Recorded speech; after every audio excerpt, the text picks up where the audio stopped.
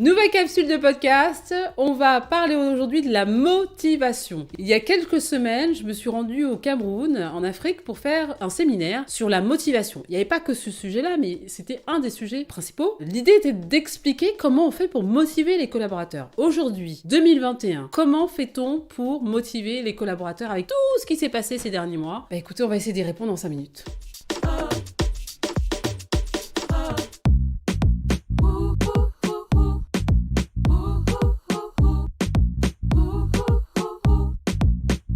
Alors, est-ce qu'on peut considérer que la rémunération est encore le seul élément de motivation? Certains diront oui, et puis d'autres diront non. Pas du tout. Parce qu'en fait, là, je pense que ces derniers mois, il y a plein de gens qui ont quitté leur emploi, qui étaient super bien payés, mais qui ont considéré, en fait, que la rémunération n'était plus le seul aspect qui pouvait les motiver dans leur travail. Donc vient le deuxième aspect, qui est le sens. Donner du sens. Je crois que ces derniers mois, c'était compliqué, enfin, cette dernière année plutôt, c'était compliqué d'avoir du sens. Pourquoi on fait les choses? À quoi ça sert? Et puis le télétravail n'a pas aidé, clairement. La quête de sens devient un des éléments de motivation fondamentale de l'entreprise. Autre élément, je parlais de ça avec des clients, le manifesto. Est-ce que vous avez déjà entendu parler de ça? Le manifesto, c'est vraiment l'endroit où l'entreprise vient définir ses valeurs. Quand je travaille pour une entreprise autant de temps, c'est-à-dire plus de 80% de mon temps, je suis dans l'entreprise. Est-ce que les valeurs de l'entreprise correspondent à mes propres valeurs? Est-ce que je suis motivé par les valeurs de l'entreprise? Si effectivement vous êtes dans un domaine d'activité qui vous plaît, bon, peu importe, mais dans lesquels les valeurs de bienveillance, de respect, le parcours de formation, plein de choses qui vous tiennent à cœur ne sont pas respectées, bien évidemment, je pense que ça va diminuer, enfin, en tout cas, votre motivation ne sera pas au maximum. Autre élément, l'esprit d'équipe. Bien évidemment, alors je reviens encore sur cette histoire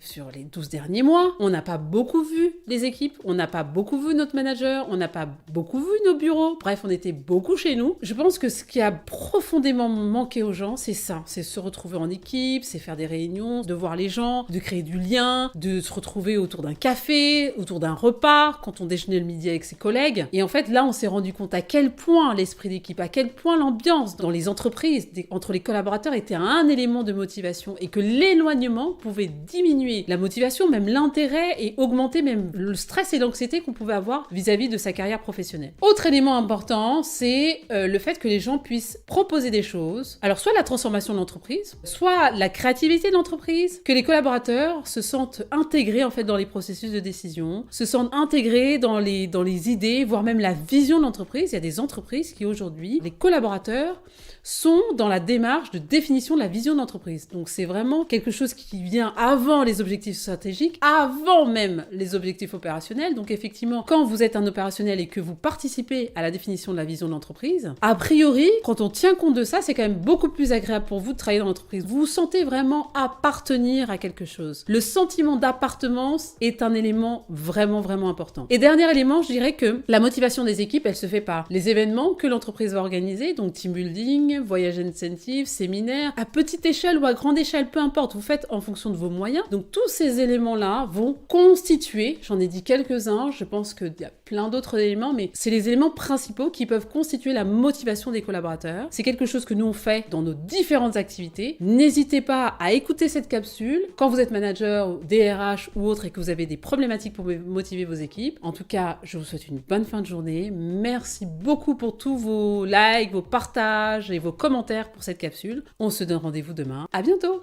Comment motiver les collaborateurs? Ça tourne à l'image. J'ai cru super fort.